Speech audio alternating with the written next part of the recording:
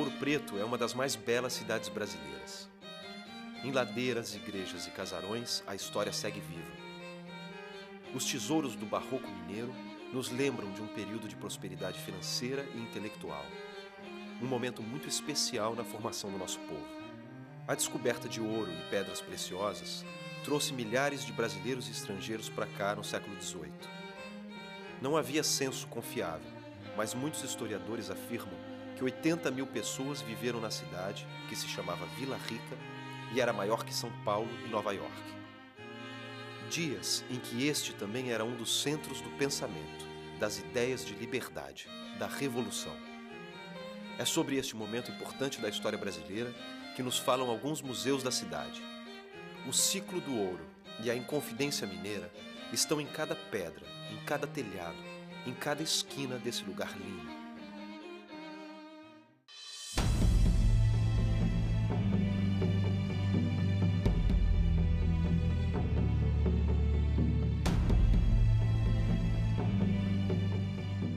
O projeto é de 1780 e a construção foi feita para abrigar a Câmara Municipal e a cadeia de Ouro Preto. Depois do governo de Getúlio Vargas, em um conjunto de ações para o resgate dos valores patrióticos, virou o Museu da Inconfidência.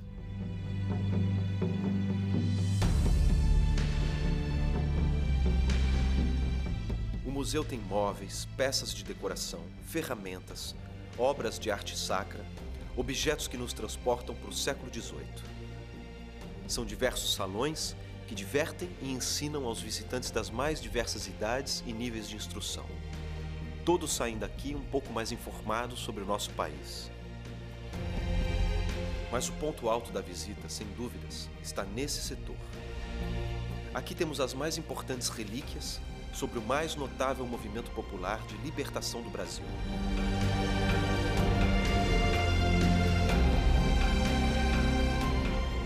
A Inconfidência Mineira, eu nem gosto de chamar de Inconfidência Mineira, mas sim Conjuração Mineira, porque inconfidentes quer dizer homens não fiéis. E esses conjurados foram muito fiéis ao povo brasileiro.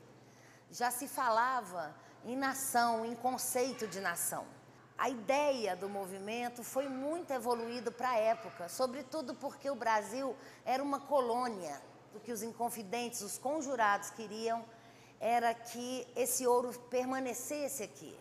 Era que aqui se construísse universidades e que essas universidades fossem abertas, sobretudo para homens brancos e homens negros igualmente, e que a escravidão fosse abolida. Uma das grandes inspirações foi a independência dos Estados Unidos, movimento que causava arrepios nas monarquias conservadoras. Tanto que aqui vemos um livro apreendido como prova criminal contra os inconfidentes. O volume, de 1778, relatava as novas leis americanas e por isso tinha circulação proibida no Brasil. Livros eram paixões para vários dos condenados no movimento. Havia diversos intelectuais entre os inconfidentes.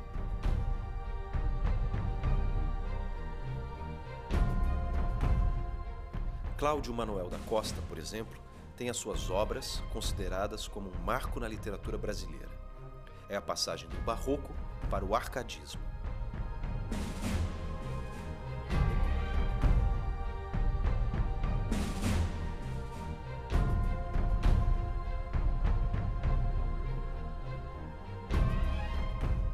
Tomás Antônio Gonzaga escreveu Marília de Dirceu, 33 liras em homenagem à sua noiva Maria Doroteia, que neste livro seria para sempre conhecida pelo pseudônimo.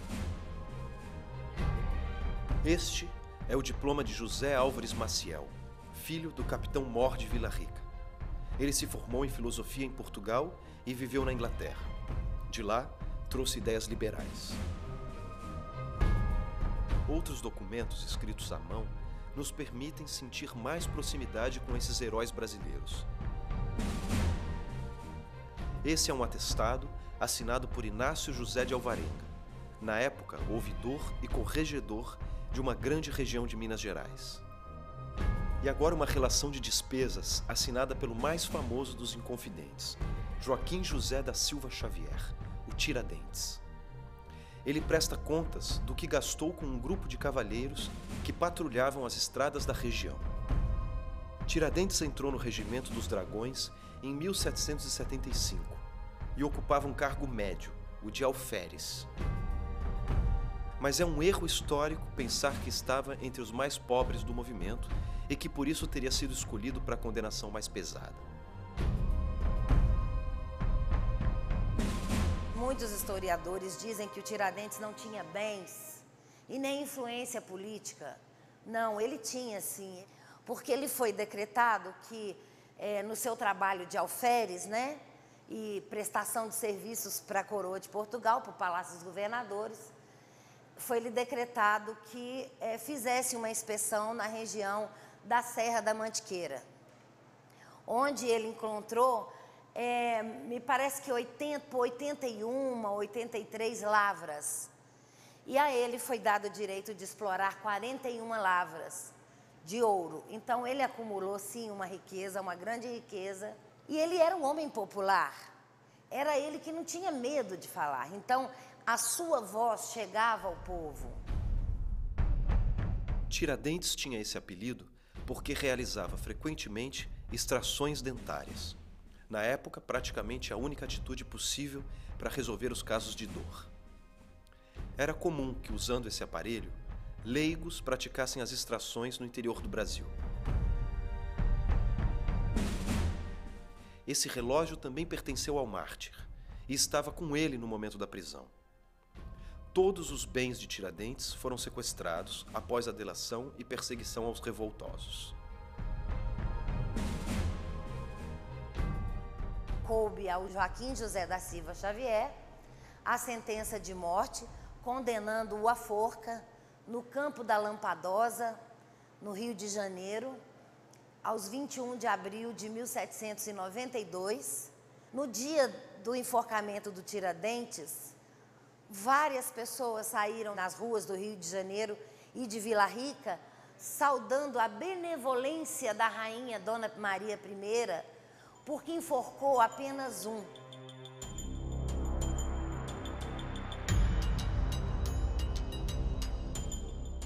Estas traves são fragmentos da forca utilizada no Rio de Janeiro naquela época.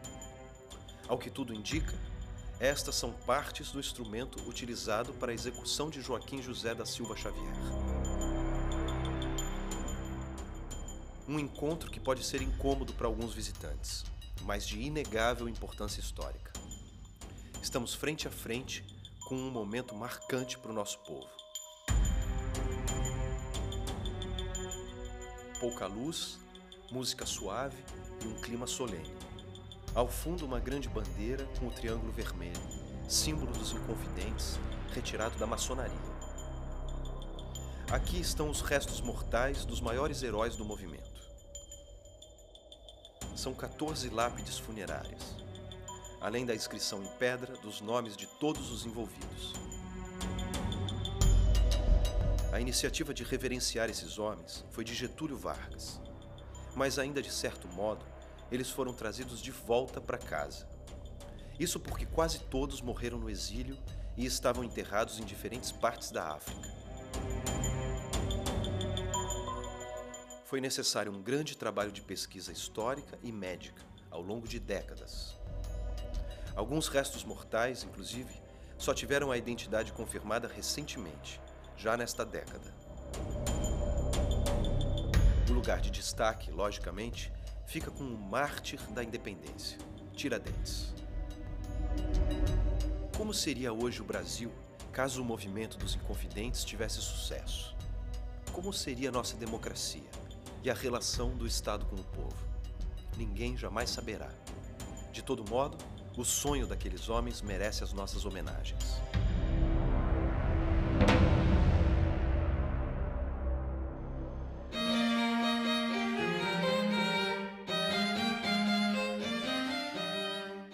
Mundo Museu está hoje em Minas Gerais. Na belíssima cidade de Ouro Preto, damos um mergulho em um dos períodos mais importantes da história do Brasil, o ciclo de ouro no século XVIII. Começamos visitando o Museu da Inconfidência e vendo alguns objetos e documentos relacionados aos líderes do movimento que buscavam um Brasil livre e democrático.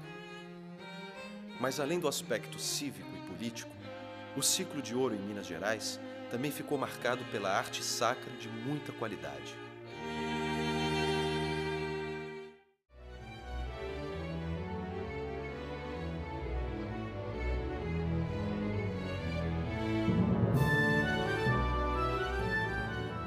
Em uma releitura do Rococó, cheia de elementos regionais, os brasileiros acabaram criando algo único no mundo.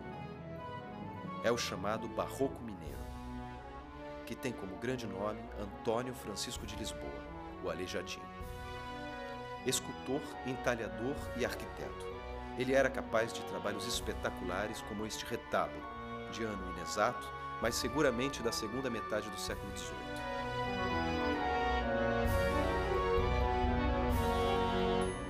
Foi realizado para a Capela da Fazenda Serra Negra, no município de Esmeraldas. Os painéis laterais apresentam pinturas dos evangelistas. Os adornos entalhados e dourados na mesa do altar têm o formato de conchas assimétricas, como era comum no estilo rococó. Na porta do sacrário está representado o Sagrado Coração de Jesus. O bom gosto na composição e na combinação de cores, assim como a precisão nos detalhes, são dignos dos melhores artistas do mundo. Também do Aleijadinho e da segunda metade do século XVIII, vemos agora esse anjo tocheiro.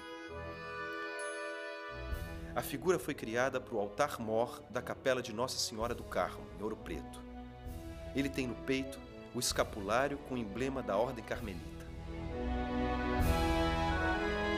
No rosto, características inegáveis dos trabalhos do Aleijadinho: feições definidas, olhos amendoados, nariz e boca de desenho fino e marcado, queixo forte. Esse São Jorge, em cedro, é outra obra dele. A realização é de algum ano entre 1797 e 1803, e o objetivo era que a imagem fosse conduzida por um cavalo na procissão de Corpus Christi. São Jorge era um militar que morreu martirizado na Palestina. A partir das cruzadas, tornou-se um símbolo do combate às heresias contra o catolicismo. Os portugueses trouxeram a devoção que ganhou muita força no Brasil.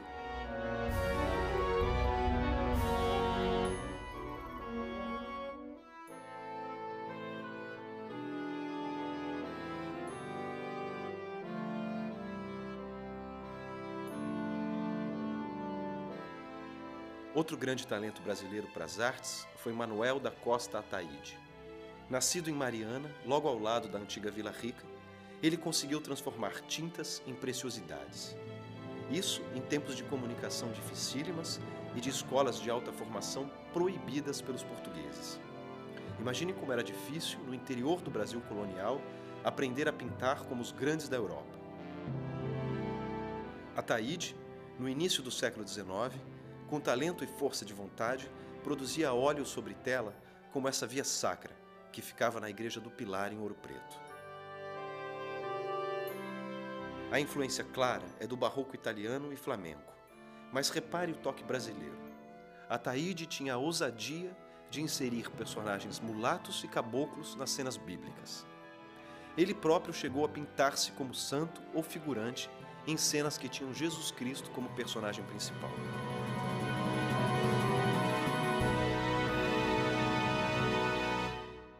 Também de Ataíde, vemos agora Nossa Senhora do Carmo e São Simão Stock.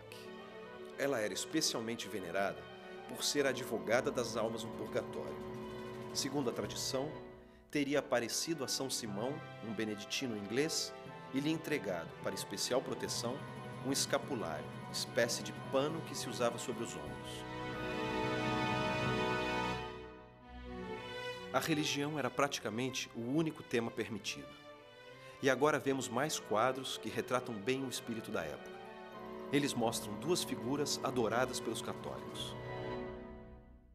Santo Agostinho foi professor e grande estudioso de filosofia, conhecimento que mais tarde utilizaria em diversos escritos sobre a religião. São Jerônimo viveu na mesma época, no século IV, e também era um intelectual. É realmente surpreendente que trabalhos de tanta qualidade fossem produzidos e que os artistas desenvolvessem as suas técnicas baseados apenas em livros e gravuras que chegavam da Europa. Pela lentidão desse processo, o Barroco mineiro vai mais de meio século além do período que o estilo durou no resto do mundo. Por isso também ele é único e tem personalidade própria.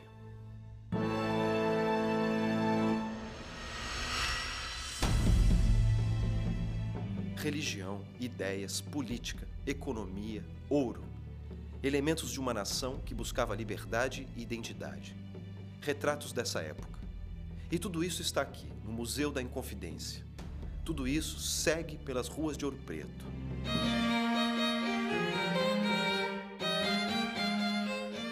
O Mundo Museu está em um dos lugares mais belos e cheios de história do nosso país. Ouro Preto era a capital de Minas Gerais. Era o destino de milhares de brasileiros que sonhavam com um futuro melhor através da descoberta de ouro e pedras preciosas. Nos 2 primeiros blocos, visitando o Museu da Inconfidência, conhecemos um pouco da arte e da política no ciclo do ouro. Agora vamos a outra belíssima construção que vai nos contar muito mais sobre esse período.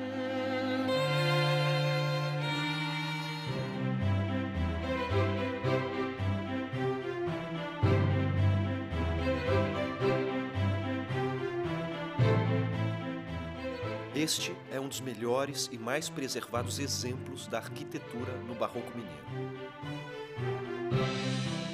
A construção foi realizada entre 1782 e 1784. O objetivo era que servisse de residência para o poderoso João Rodrigues de Macedo, assim como sede do escritório dirigido por ele, o Serviço de Arrecadação de Impostos para a Coroa Portuguesa.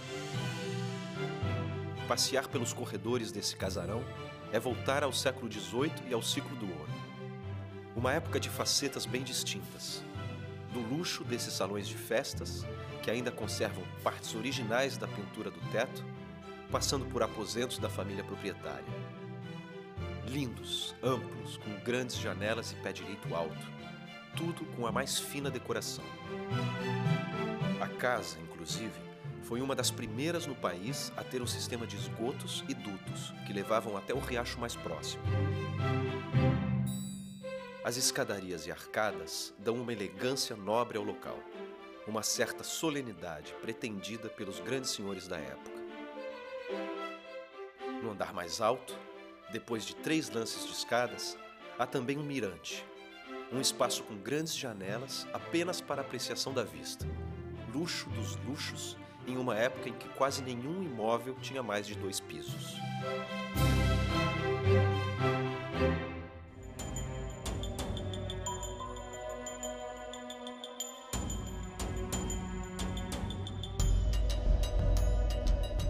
Em compensação, no subsolo, vemos o outro lado da sociedade colonial. Aqui está a senzala, com seu piso irregular, seu teto baixo e abafado, seu ambiente úmido e escuro. Não nos esqueçamos de que os escravos de casa, aqueles que poderiam trabalhar em um ambiente doméstico e conviver com as famílias, eram os mais bem tratados, os mais queridos, se é que podemos chamar assim. Imagine como viviam os demais, explorados até a morte nas lavouras e minerações.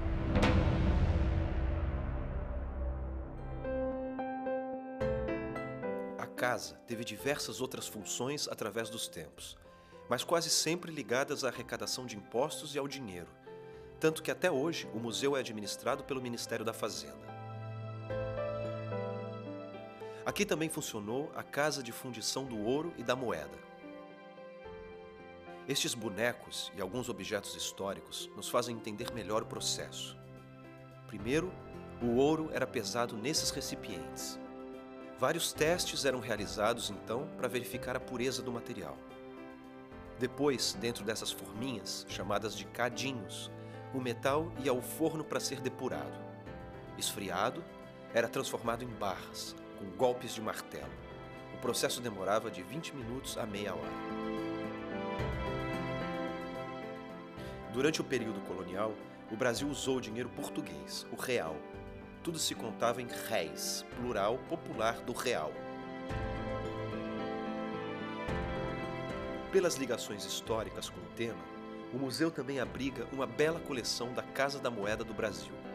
Um passeio pelo tempo através do dinheiro utilizado pelo nosso povo. Com destaque para essa moeda, comemorativa da coroação de Dom Pedro, primeiro imperador do Brasil. Aqui também está um dos melhores centros de estudos sobre a história financeira do Brasil, com 2.140 rolos de microfilmes e 7.742 impressos, tudo à disposição dos acadêmicos e do público em geral.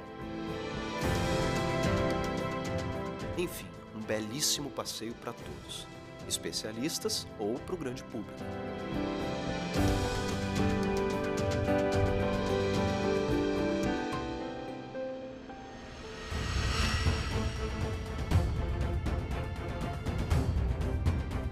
Uma forma divertida para que toda a família conheça mais sobre a história do nosso país.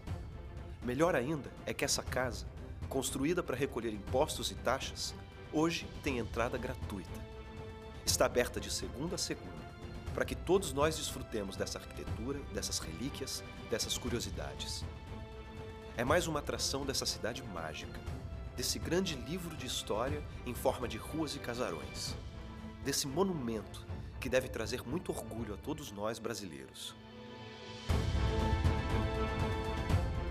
Essa região pode não ter mais ouro, como no século XVIII, mas além de diversas outras riquezas, preserva a maior preciosidade de um povo, a cultura.